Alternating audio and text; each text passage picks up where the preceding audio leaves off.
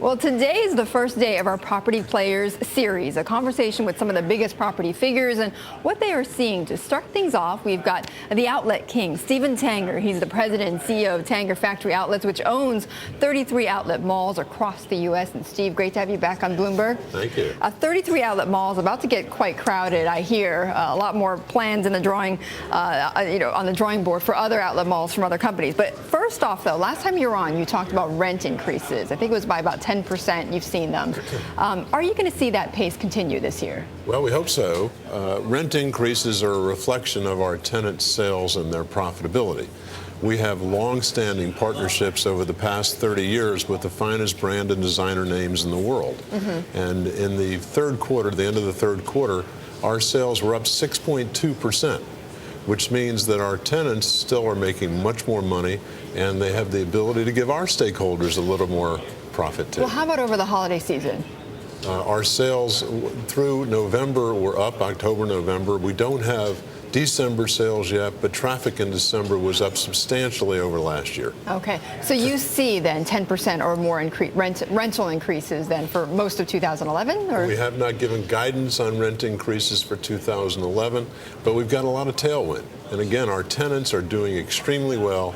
The outlets are a profitable business unit within their major corporations. Right. And we will work to them to have a win-win situation for our tenants, the consumers, and our stakeholders. Stephen, why is this happening at a time when mall operators are having a hard time squeezing much more out of their own tenants? I mean, I think we're only just talking 2 or 3% for mall operators. Well, the malls have a lot more square footage than the outlet industry.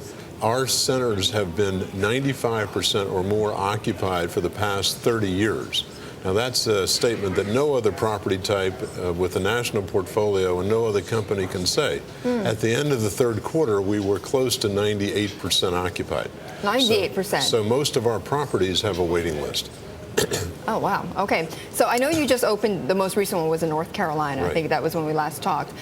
Where then, given that profile, where would you start to like expanding? Where would you want to expand more from here on out? Well, we are opening a new center pardon me, in Hilton Head, South Carolina on April 1st of this year. We are in the process of developing centers in the Houston market, south of Houston on Interstate 45 on the way to Galveston, and in Scottsdale, Arizona, and in West Phoenix. Okay. What is driving that? Is it because the business there is great, or is it because you're seeing cheaper real estate there, and therefore the margins are easier for you to operate? I mean, what's the driving force? Driving force is the consumers love the outlet concept. They love to save money every day. There's more demand than space available. As I mentioned, our portfolio was 98% occupied. Right. So it's consumer demand that's driving this. That's correct. Everything's driven by the consumer. Okay. What about distressed property, though? Are you finding any good tidbits around the country? You know, we've never been able to buy other people's problems, have no desire to do that. We would prefer to build our own properties and manage our own properties. There's a whole different skill set in buying distressed assets, and we don't want to divert our attention from what we know well. All right, into doing that. Mall operators, though, are likely to divert their own attention. They're getting into outlet malls now. You say that's a good thing, even though you're seeing competition. Oh, I think competition's a very good thing. The consumer wins, our tenants win. We welcome the competition. The large major real estate investment trusts that are looking at the outlet market now as a distribution channel have never really done it in the past.